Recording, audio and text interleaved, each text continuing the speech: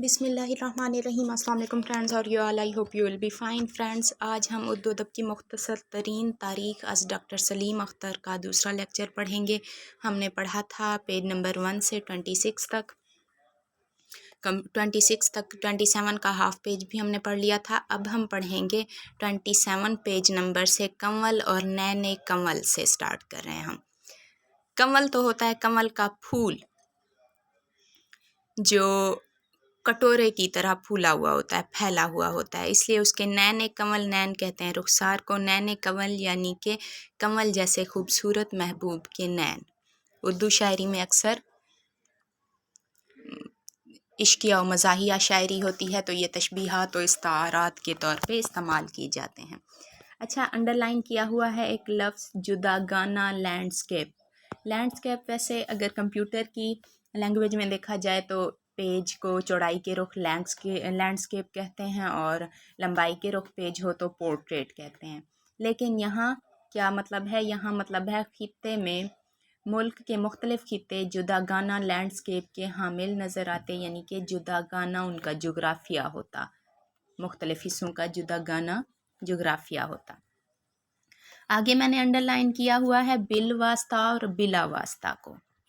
Bill वास्ता और बिला वास्ता में क्या फ़र्क है? बहुत ही आसान है, लेकिन कुछ लोगों को पता नहीं होता, तो इंटरव्यू में ऐसे सवालात करके बहुत ज़्यादा कंफ्यूज किया जाता है। बिल वास्ता होता है बराह रास्त, जबकि बिला वास्ता होता है बगैर किसी वास्ते के। बिल वास्ता किसी वास्ते के ज़रिए और बिला वास्ता बगैर किसी वास्ते के ज़रिए। अच्छा जी, नेक्स्ट है हमारे पास लफ्ज़ मशरूत, शर्त किया गया।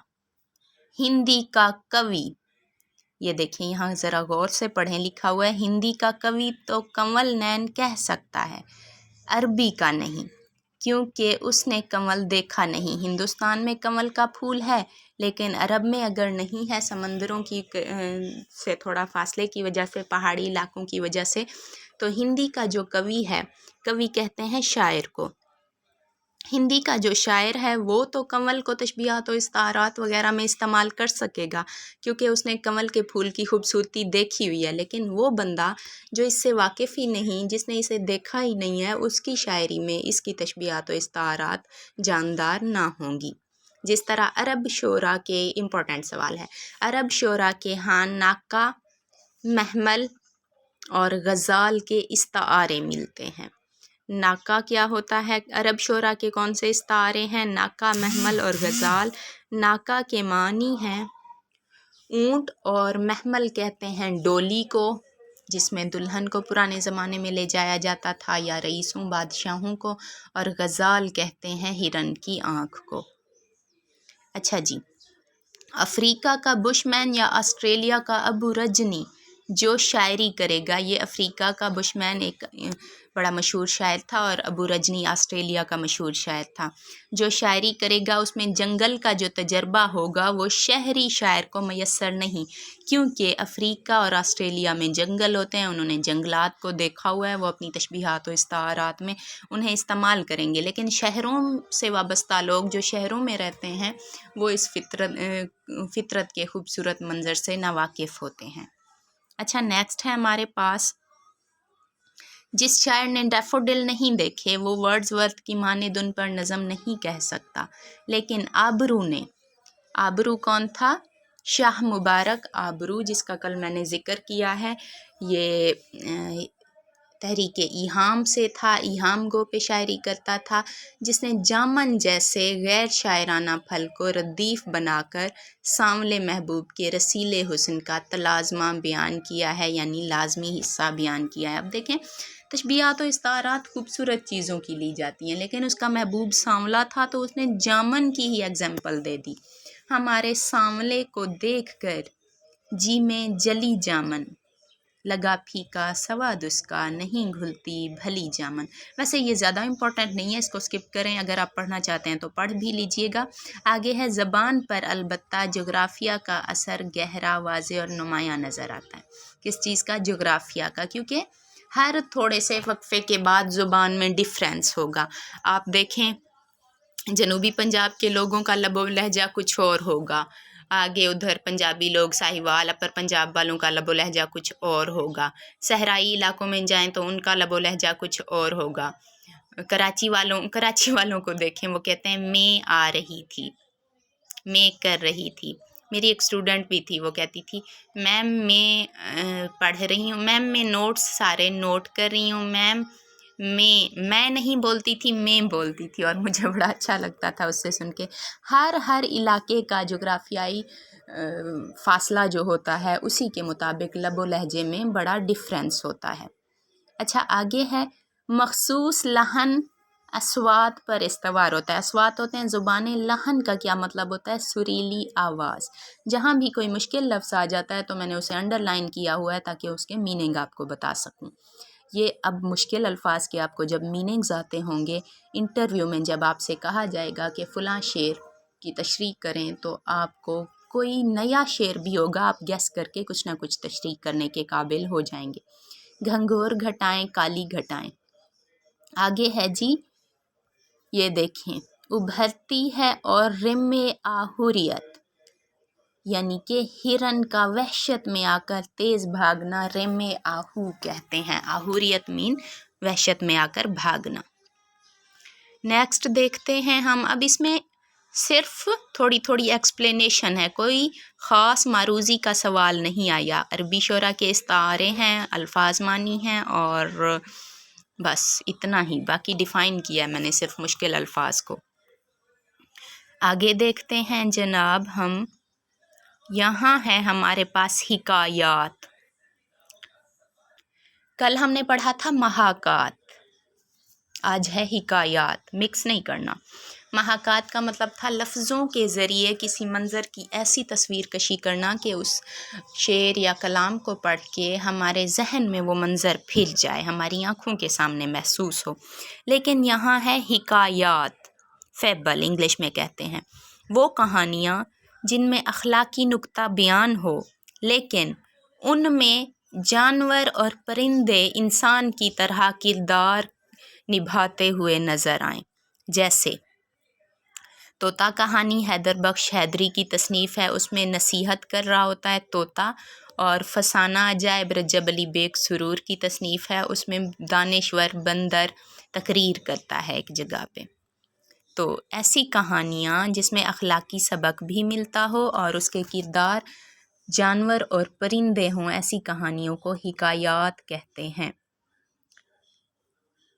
चुनांचे अगर एक तरफ हिकायात लुकमान जो हकीम थे उनकी हिकायात मिलती हैं, तो दूसरी तरफ बहुत इम्पोर्टेंट किताब है पंचतंत्र, और इसका तर्जमा कलीला और दिमना के नाम से किया गया था। पंचतंत्र के मुसन्निफ दरियाफ्त नहीं हो सके, शायद दरियाफ्त हो गए हों लेकिन मुझे नहीं मालूम। पंचतंत्र एक फ़ारसी तसनीफ़ होती थी, हिकायात पर मबनी। इसमें 5 बड़ी बड़ी और 15 छोटी छोटी कहानियाँ थीं। फिर उन्हें जब तर्जमा किया गया कलीला और दिमना के नाम से अरबी ज़बान में, तो इसमें 15 उन्हीं छोटी बड़ी कहानियों को मिक्स करके 15 हिकायात यानी 15 किस्सों पर मबनी तसनीफ़ तहरीर की गई थी, कलीला और दिमना।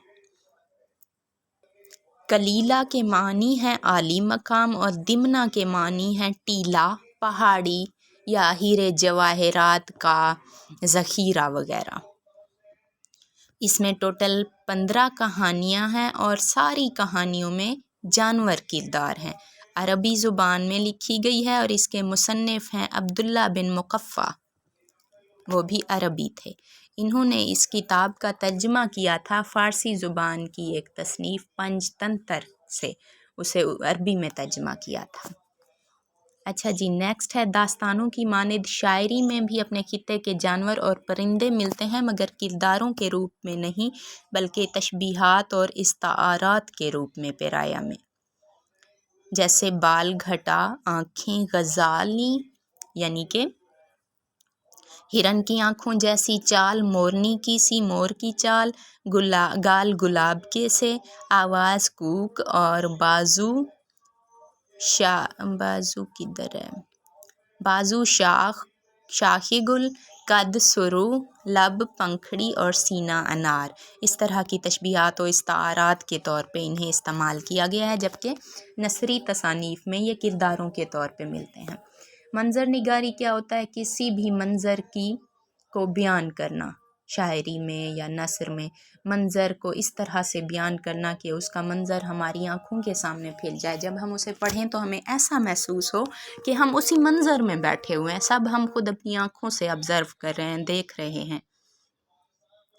میر حسن کی مثنوی سحر البیان، لاسٹ ایئر انٹرویو میں ایک کینڈیڈیٹ سے پوچھا گیا تھا کہ سحر البیان کا کیا مطلب ہے؟ اس کا مطلب ہے بیان کا جادو۔ سحر البیان میں باغ کو تیار کیا جا رہا تھا شہزادہ بے نظیر اور اس کی دلہن بدر منیر کی شادی پر۔ باغ کو تیار کیا جا رہا تھا، ہر طرف سجاوٹ آرائش ہو رہی تھی، تو جب باغ کو تیار کیا جا رہا تھا، باغ کی تیاری کے بیان کو پڑھ کے اندازہ کیا جا سکتا ہے، جہاں درختوں، پودوں، بیلوں اور پھولوں کی 24 اقسام استعمال ہوئی ہیں۔ درختوں، پودوں اور پھولوں وغیرہ کی کتنی اقسام استعمال ہوئی ہیں؟ 24۔ کتنے پرندوں کا ذکر ملتا ہے؟ 9 پرندوں کا، نوٹ کر لیں اسے۔ آگے ہے شراب پرتگالی، عمدہ شراب جس کا اثر تیزی سے ہو جائے اسے کہتے ہیں شراب پرتگالی، یہ بھی امپورٹنٹ ہے۔ آگے ہے جناب مصحفی۔ اچھا، کل ایک کینڈیڈیٹ نے اسے پڑھا مصحفی، لیکن اس کا درست تلفظ ہے مصحفی۔ مصحف عربی زبان کا لفظ ہے، اسی سے ریلیٹڈ ہے یہ نام۔ مصحف کے معنی ہے جمع کیا ہوا یا اوراق کی صورت میں جمع کی ہوئی کوئی چیز، جیسے آسمانی صحیفہ وغیرہ۔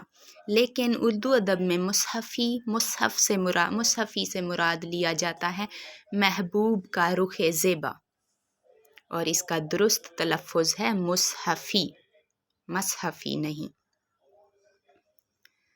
ایک چیز بتا دوں بچوں آپ لوگوں کو، میں بھی انسان ہوں، مجھ سے بھی مسٹیکس ہو جاتی ہیں کبھی کبھی، کہیں مجھے بھی اگر نہیں پتہ، جیسے مثال کے طور پہ میں کسی لفظ کا تلفظ ٹھیک نہیں ادا کرتی۔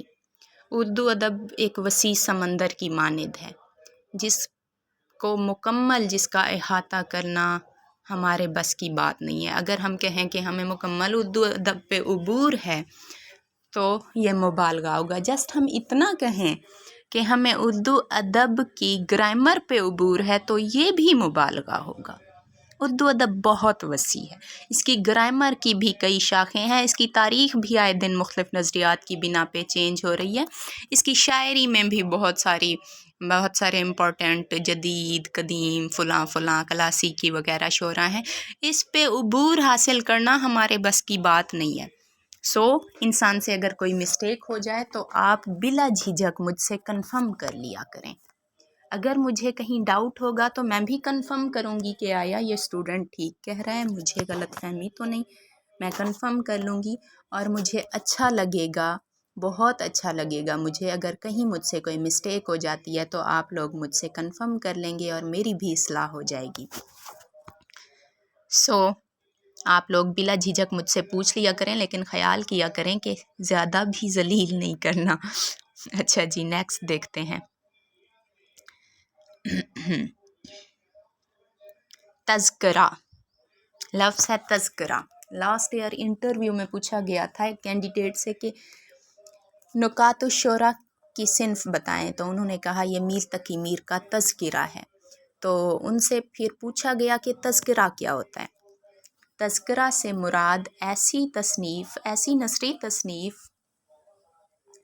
منظوم تذکرے بھی کچھ لوگ لکھ لیتے ہیں، لیکن ایک اردو ادب میں یہ واضح طور پہ نہیں ہے، چھوٹی موٹی شاعری کے طور پہ لکھ لیتے ہیں، نظم کے طور پہ، لیکن موسٹلی یہ نثری ہوتے ہیں۔ تذکرہ سے مراد ایسی نثری تصنیف جس میں کسی ادیب کی نجی و ادبی زندگی پر تجزیہ کیا جائے، اسے کیا کہتے ہیں؟ تذکرہ، یا نجی و ادبی زندگی کا احوال موجود ہو۔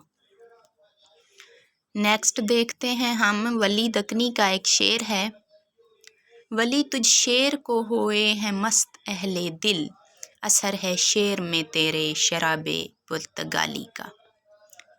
وہ عمدہ شراب جس کا اثر تیز ہو۔ ولی دکنی یہاں کہتے ہیں ولی تجھ شیر کو ہوئے ہیں مست اہل دل، تیرے شعر سننے سے اہل دل مست ہو گئے ہیں اے ولی، جیسے شراب پرتگالی فوراً اثر کرتی ہے، تیری شاعری میں بھی اتنی جان ہے کہ اہل دل سن کر مست ہو گئے۔ آگے مصحفی نے ایک شعر میں انگلیوں کو مونگ پھلی سے تشبیہ دی ہے۔ اب یہ کوئی تشبیہ دینے والی بات ہے؟ جیسے ابھی آبرو کا ایک شعر بے تکا سا پڑھا ہے ہم نے، سانولے کو ہمارے سانولے کو دیکھ کر جی میں جلی جامن، لگا پھیکا سواد اس کا نہیں کھلتی بھلی جامن۔ یہ پھر بھی ٹھیک تھا، لیکن مصحفی کا یہ شعر دیکھیں، نرم و نازک انگلیاں اس کی ایسی ہیں جیسے مونگ پھلیاں، مونگ کی پھلیاں۔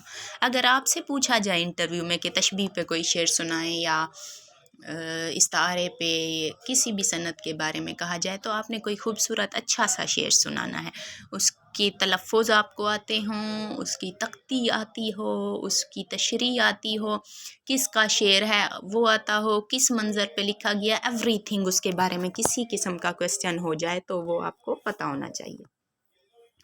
آگے ہے نذیر اکبر آبادی کی برسات کی بہاریں نظم سے ایک شعر، بند ملاحظہ ہے، سبزوں پہ بیر بہوٹی لکھا ہوا ہے، یہاں بوٹیوں کے بارے میں ہے۔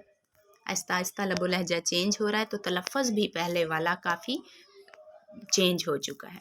سبزوں پہ بیر بوٹی، بوٹی یوں پڑھتے تھے اسے، ٹیلوں اوپر دھتورے، یعنی ٹیلوں کے اوپر دھتورے۔ دھتورے زہریلے پودے ہوتے ہیں، کھانے میں مل جائیں تو بندے، میری امی بتاتی ہیں کہ ایک بار امی بچپن کی بات بتاتی ہیں کہ ہم لوگ بہت چھوٹے ہوتے تھے اور میرے نانا وغیرہ کہیں کسی شادی پہ گئے تھے تو شادی والوں نے دیگیں پکوائیں اور کسی دشمن نے آ کے پتہ بھی نہیں چلنے دیا، ان کی دیگوں میں دھتورا کوٹ کے مکس کر دیا۔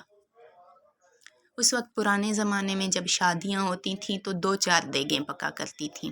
امی جان بتاتی ہیں کہ کہیں 2، کہیں 3، کہیں 4 ہوا کرتی تھیں۔ غربت کا زمانہ ہوتا تھا، لوگ بڑے خوار ہو رہے ہوتے تھے، تو نانا جان یہ بات بتاتے تھے امی کو اور ہمیں امی نے بتائی ہے۔ پھر سارے شادی کے براتیوں نے کھانا کھایا، تھوڑا تھوڑا ملایا تھا، شکر ہے۔ وہ زہریلا ہوتا ہے، کڑوا بھی ہوتا ہے، لیکن تھوڑا سا اگر پوری دیگ میں شاید مکس کر دیا جائے تو اس کی اسمیل وغیرہ کا پتہ نہیں چلا، اور اس وقت امی جان بتاتی ہیں کہ بھوک سے ترسے ہوئے ہوتے تھے لوگ، ٹوٹ پڑتے تھے کھانے پہ۔ انہوں نے کھانا کھایا اور پھر باراتی جو چلے گئے گھر تو ان کا نہیں پتہ ان کا کیا حال ہوا، اور جو بعد کے لوگ تھے یعنی شادی میں بیٹھے ہوئے تھے، سب نے اٹھ کر دوڑنا شروع کر دیا۔ ان کے دماغوں پہ اس پودے نے اثر کیا، میں نے کبھی دیکھا نہیں ہے لیکن اس کے بارے میں سن رکھا ہے۔ اس پودے نے ان کے دماغوں پہ ایسا اثر کیا کہ ساروں نے اٹھ کر بھاگنا شروع کر دیا، سر پیٹنا شروع کر دیا اور پاگلوں جیسی حرکتیں کرنے لگے، یعنی پاگل ہو گئے کچھ دیر کے لیے۔ پھر اس کے نعم البدل کسی ڈاکٹر کو بلا کے ان سب کو وہ میڈیسن دی گئی اور وہ تھوڑی دیر کے لیے سو گئے، اس کے بعد سب ٹھیک ہوئے تھے، اور ڈاکٹر نے کہا تھا کہ شکر کریں کہ کم مقدار میں ڈالا گیا تھا۔ اب دیکھیں اللہ تعالی ہم سب کو ہدایت دے، ایسی بھی کیا دشمنی کسی سے کہ سارے انسانوں کا ہی دماغ چٹ کرنے لگ گیا تھا بندہ۔ باراتیوں سے تو کوئی دشمنی نہیں تھی، مہمانوں سے تو کوئی دشمنی نہیں تھی۔ خیر چھوڑیں اس بات کو، اللہ سب کی ہدایت فرمائے، ہمیں بھی ہدایت دے۔ اچھا نیکسٹ دیکھتے ہیں ہم، پسو سے مچھروں سے روئے کوئی بسورے۔ پسو ہوتے ہیں خون چوسنے والا ایک انسیکٹ ہوتا ہے، میں نے یوٹیوب پہ دیکھا تھا، وہ ایسے نوک ڈال لیتا ہے اپنی انسان کے جسم میں اور خون چوس لیتا ہے، اسے کہتے ہیں پسو۔ پسوں اب بارش کا منظر بیان کر رہا ہے نذیر اکبر آبادی کے، جب بارش ہوئی سبزوں کے بیر بوٹے اگے، بیر بوٹے اور ٹیلوں پر دھتورے اگائے۔ پسو سے مچھروں سے روئے کوئی بسورے، جب بارش برس جاتی ہے تو کچے گھروں میں یا دیہاتوں میں اس طرح ہو جاتا ہے کہ پتنگے نکل آتے ہیں، مچھر کیڑے مکوڑے سب باہر نکل آتے ہیں۔ پسو کسی کا خون چوسے جا رہے تھے اور کوئی مچھروں کی وجہ سے رو رہا تھا، कोई रोए कोई बिसोरे, बिसोरे यानी रोना नहीं, मुंह बना लेना, नाक मुंह चढ़ाना। बिच्छू किसी को काटे, कीड़ा किसी को घूरे, आंगन में कौन सिलाई, कोनों में कन खजूरे। ये दोनों एक ही किस्म के दो डिफरेंट होते हैं। कन सिलाई कहते हैं कान में दाखिल हो जाने वाले कीड़े को, कन खजूरा भी उसी टाइप का होता है। कन सिलाई ज़रा छोटी होती है, कन खजूरा ज़रा बड़ा होता है। क्या क्या मची हैं यारों बरसात की बहारें। नज़ीर अकबर आबादी यार बाश थे, यानी यारों दोस्तों में बैठते थे और मजलिसी इंसान थे, मजलिसों में रहते थे। इसीलिए मेलों ठेलों और अवामी त्योहारों से इंसानी और तख्लीकी हर दो लिहाज से दिलचस्पी लेते थे। मीर तकी इसके बरअक्स थे, यानी उनके उलट थे। वो या मजलिसी इंसान थे, मीर तकी मीर तन्हाई पसंद थे, मद्दम बेजार थे, लोगों से बेजार रहते थे, अकेले रहते थे। बातें बीन इंसान थे, यानी इंसान जो कुछ उनके बातें में था वही बयान करते थे, जबकि नज़ीर अकबर आबादी मजलिसों में जो कुछ देखते थे उसे बयान करते थे अपनी शायरी में। लिहाजा मीर तकी मीर नए मकान में जब शिफ्ट हुए तो कई महीनों तक कमरे की खिड़की खोल कर ये ना देखा कि उधर खुशनुमा बाग भी है। उसका इसी कैफियत को वो इन अशार में इस शेर में बयान करते हैं। जो गुंचा मीर इतने न बैठा रहा करो, यानी गुंचे की तरह इस तरह टिक के बैठ ना जाया करो ए मीर, गुल फूल देखने को भी टक उठ चला करो, टुक उठ चला करो। टुक का मतलब होता है ज़रा सा, यानी गुल फूल देखने के लिए बाग में भी ज़रा सा उठकर चले जाया करो। और अगर टक हो, ज़बर हो, तो उसका मतलब होता है देखना, घूरना। टुक का मतलब होता है ज़रा सा, थोड़ी देर के लिए। आगे है नखले मातम। नखल कहते हैं खजूर को। नखले मातम, नखले मातम एक रस्म होती है। जब कोई मुर्दा ताबूत में रखा जाता है तो उसके ताबूत को ग्रीन ग्रीन टहनियों से सजा दिया जाता है। इस रस्म को कहते हैं नखले मातम। हदीस शरीफ में भी है कि अगर किसी की कब्र पे जाएं तो उसकी कब्र पे सब्ज़ टहनी रख दिया करें। जब तक वो सब्ज़ टहनी सूखेगी नहीं, उसको मुर्दे को सुकून मिलेगा। हदीस शरीफ में है या किसी वली ने कहा था, अगर मैं भूलूं तो अल्लाह ताला मुझे माफ़ फरमाए। इस तरह इस्लाम में है, इसलिए ये नखले मातम की रस्म बनाई थी। अच्छा, आगे देखिए तशबीहात व इस्तारात हैं। बाल घटा जैसे, स्याह होंगे, कवे जैसे नहीं, यानी कि इंसान किसी चीज़ की खूबसूरती से तशबीह दी जाती है। कवे जैसे स्याह, ये तो बेतुकी सी बात है, जैसे उसने आबरू ने कहा मूंगफलियों के जैसी उंगलियां। आँखें आहू चश्म होंगी, गाऊ चश्म नहीं, यानी कि आँखें हिरन के जैसी होंगी, गाय के जैसी नहीं। चाल मोरनी के जैसी होगी, मुर्गी के जैसी नहीं।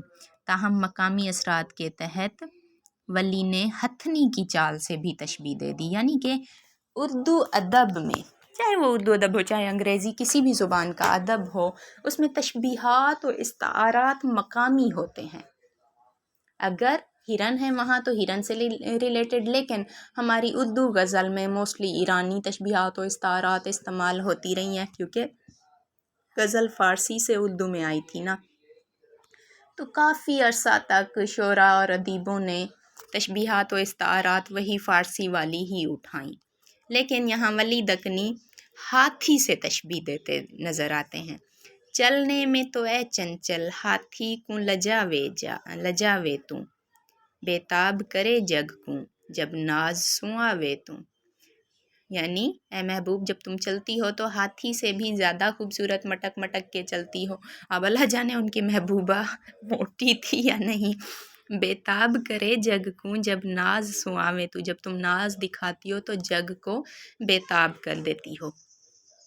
ये आप लोग जो मैं डिफ़ाइन कर रही हूँ डिटेल से, ये इंटरव्यू में आप लोगों को फ़ायदा दे तो मुझे दुआ दीजिएगा। लेकिन टेस्ट में MCQs टाइप सवालात आते हैं, लेकिन MCQs भी अगर आप इस तरह से पढ़ेंगे तो आप लोगों को रटने नहीं पड़ेंगे। غزل میں خارجی مناظر کی تھوڑی بہت جو عکاسی ملتی ہے وہ بھی بالعموم داخلیت کی صورت میں۔ داخلیت کی صورت میں خارجی عوامل کی کیسے عکاسی ہوتی ہے بھائی؟ خارجیت تو ہوتی ہے باہر کو دیکھ کے، داخلیت ہوتی ہے دل کی اندرونی کیفیت، لیکن جب ہم باہر کسی چیز کو دیکھتے ہیں تو وہ بھی ہمارے دل میں سما جاتی ہے۔ جو منظر ہمارے دل کو کلک کر جاتا ہے ہم اسی کو لکھتے ہیں۔ الفاظ کا جمع صرف اسی کا ہوتا ہے، ساروں کا نہیں ہوتا، یہ مقصد ہے یہاں۔ یہاں ایک ولی کا شعر ہے۔ اچھا میں ایسا کروں گی جو امپارٹنٹ اشعار ہوں گے زبان ضد خاص و عام وہی ڈیفائن کر دوں گی، یا جو مشکل ہوں گے ان کی تشریح کر دیا کروں گی، ٹائم ویسٹ نہیں کریں گے۔ ابھی یہ جو بتا رہی ہوں میں نے چوز کر لیے تھے، چلیں بتا دیتی ہوں آپ کو۔ مجھے گلشن کی طرف جانا روا نہیں لکھا ہوا ہے یہاں، اس کا مطلب ہے نہیں۔ اگر گلشن میں وہ رنگین قبا نہیں، مجھے باغ میں جانا منظور نہیں اگر وہ رنگین لباس رنگین قبا یعنی لباس والا محبوب وہاں نہیں ہے تو۔ آگے ہے درد کے الفاظ۔ اپنے نزدیک باغ میں تجھ بن جو شجر ہے سو نخل ماتم ہے۔ درد کہتے ہیں کہ میرے نزدیک باغ میں تمہارے بغیر سارے درخت نخل ماتم کرتے ہیں، یعنی کوئی سکون محسوس نہیں ہوتا، مجھے کوئی بھی خوشی نہیں ہوتی۔ آئی ہوپ اچھے سے کلیئر ہو گیا ہوگا۔ آگے لیکچر کافی لمبا ہو جاتا ہے، پھر آپ لوگ اسکول بھی موسٹلی پرائیویٹ کینڈیڈیٹس کے تو اوپن ہو گئے ہوں گے، اور بھی بہت ساری مصروفیات ہوتی ہیں۔ اگر آپ لوگوں کو یہ لیکچر کافی لگتا ہے تو ٹھیک ہے، اگر آپ چاہتے ہیں کہ ہم زیادہ سے زیادہ پڑھیں تو مجھے بتائیے گا، میں پھر زیادہ سے زیادہ کور کروں گی۔ Thank you so much, take care, اللہ حافظ۔